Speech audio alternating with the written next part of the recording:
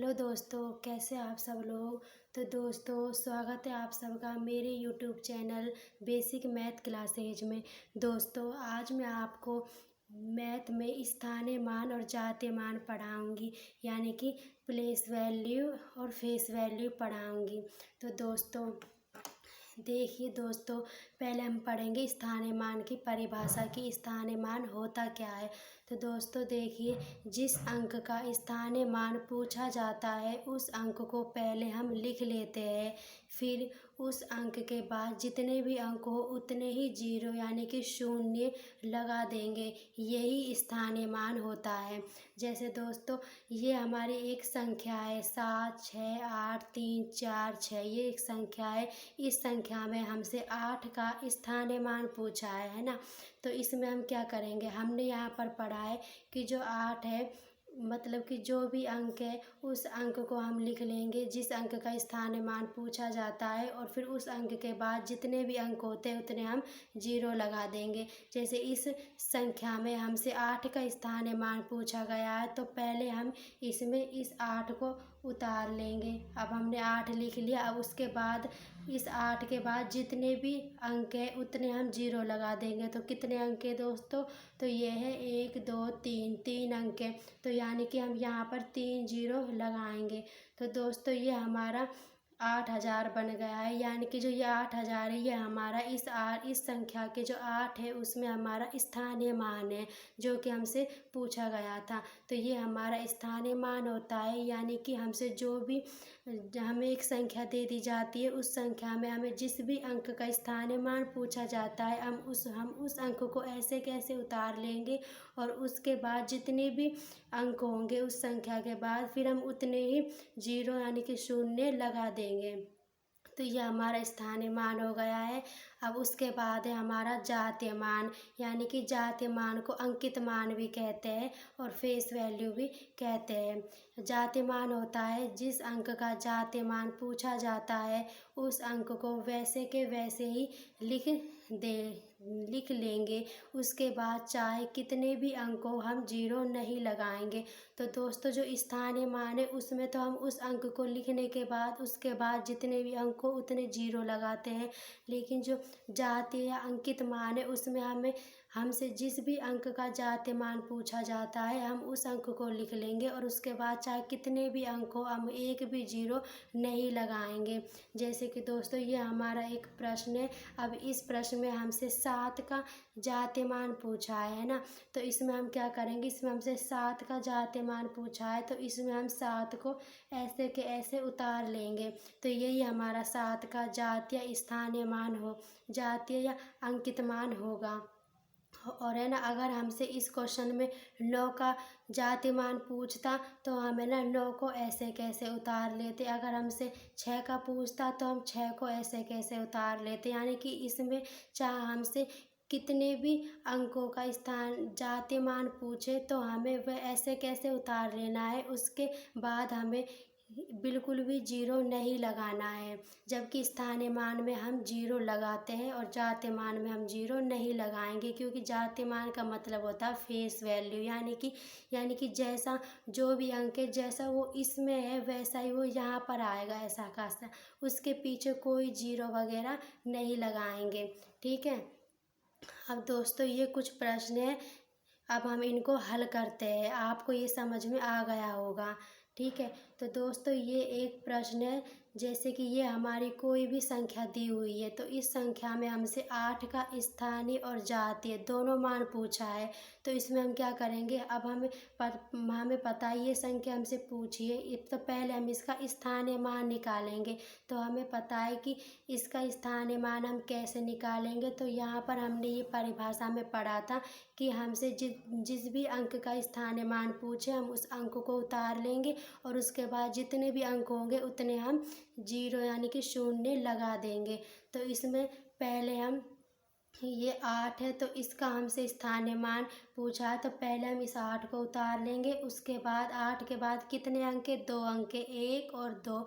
तो हम यहाँ पर कितने जीरो लगाएंगे, 2 जीरो लगाएंगे, है ना। तो ये हमारा क्या हो गया, ये हमारा स्थानीय मान यानी कि प्लेस वैल्यू हो गया है। ठीक है दोस्तों, और अब हम निकालेंगे इसी 8 का जाते मान। तो हमें पता है कि जाते मान हम निकालते तो क्या करते हैं, तो पहले हम इस 8 को ऐसे कैसे उतार लेंगे। और अब हमें पता है कि जब हम जाते मान निकालते हैं तो हमें एक भी जीरो लगाने की कोई ज़रूरत नहीं है, चाहे उसके पीछे कितने भी अंक हो। तो इसलिए हम इसके पीछे एक भी जीरो नहीं लगाएंगे। तो 8 का जाते अंकित मान 8 ही होगा। ठीक है, और अब अगला हमारा प्रश्न है दोस्तों, देखिए जैसे कि ये हमें कोई संख्या दी हुई है, तो इस संख्या में हमसे 5 का स्थानीय मान और जातीय मान का अंतर पूछा है। अंतर यानी कि हम इसको घटाव भी कह सकते हैं ना। तो हमें अंतर पूछा है, तो हम दोस्तों क्या क्या करेंगे, तो दोस्तों देखिए हमसे पूछा है 5 का, पहले हम स्थानीय मान निकालेंगे। तो स्थानीय मान निकालने के लिए हमें क्या करना है, पहले हम 5 को ऐसे कैसे उतार लेंगे। उसके बाद 5 के बाद जितने भी अंक है उतने जीरो लगा देंगे। तो कितने अंक है, देखिए 1 2 3 4, कितने अंक है, 4 अंक है। तो यानी कि हमें यहाँ पर कितने शून्य लगाने होंगे, 4 लगाने होंगे। तो 1 2 3 4, है ना, 4 शून्य लगाने होंगे। अब हमसे पूछा है 5 का ही जातीय मान पूछा है। तो जातीय मान के लिए हमें क्या करना होगा, हमें इसी 5 को ऐसे कैसे उतार लेंगे, तो हम इसको यहाँ पर उतारेंगे क्योंकि हमसे पूछा गया है अंतर। तो अंतर के लिए हमें क्या करना होगा, इनको आपस में घटाना होगा। तो अब हम इनको आपस में घटाएंगे।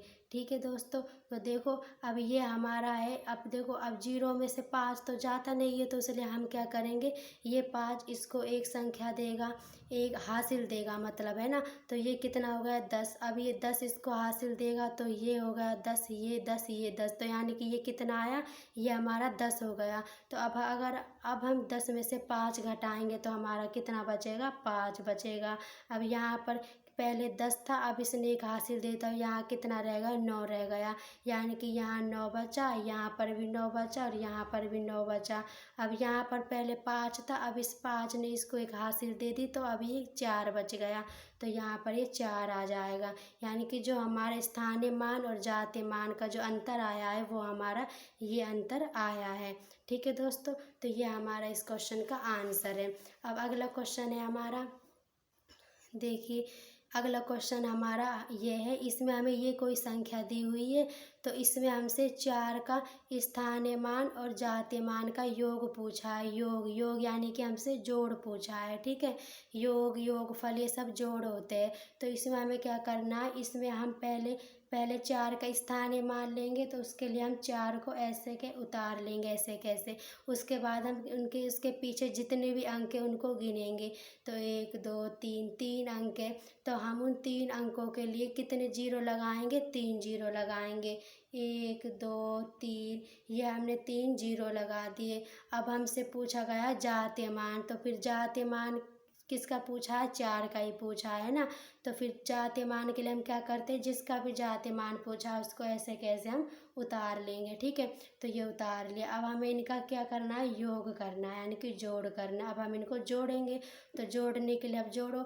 अब जैसे जीरो में 4 को जोड़ा तो कितना आया, 4 का 4 आया। ये 0 का 0 बचा, ये भी 0 का 0 और ये 4 का 4, यानी कि ये हमारा आंसर है। ठीक है, 4004 ये हमारा आंसर है इस क्वेश्चन का। तो इस क्वेश्चन का जो पूरा योगफल है वो इतना आया है। ठीक है दोस्तों, है ना। अब हमारी अगले क्वेश्चन है हमारा ये वाला 4657। ठीक है, तो इसमें हमें 6 का स्थानीय मान और जो ये वाली जो संख्या है 86,907, इसमें हमें 9 का जातीय मान बताना है। ठीक है, तो देखो इसमें हम इसका स्थानीय मान बताएंगे। तो स्थानीय मान के लिए हम क्या करेंगे, 6 है तो हम 6 को उतार लेंगे। उसके बाद कितने अंक है, 2 अंक है, तो हम 2 जीरो लगा देंगे, है ना। और फिर अब ये तो हमारा हो गया स्थानीय मान यानी कि प्लेस वैल्यू, और अब है हमारा जातीय मान। तो जातिमान में हमसे किसका पूछा है, 9 का, 9 का जातिमान। तो हमसे 9 का पूछा है तो हम क्या करेंगे, 9 को ऐसे कैसे उतार लेंगे, ठीक है। तो हमसे चाहे किसी भी संख्या का जातिमान पूछे और उसके पीछे चाहे कितनी भी अंक हो, तो हमें सिर्फ और सिर्फ उसी संख्या को, उसी अंक को ऐसे कैसे लिख देना है, ठीक है।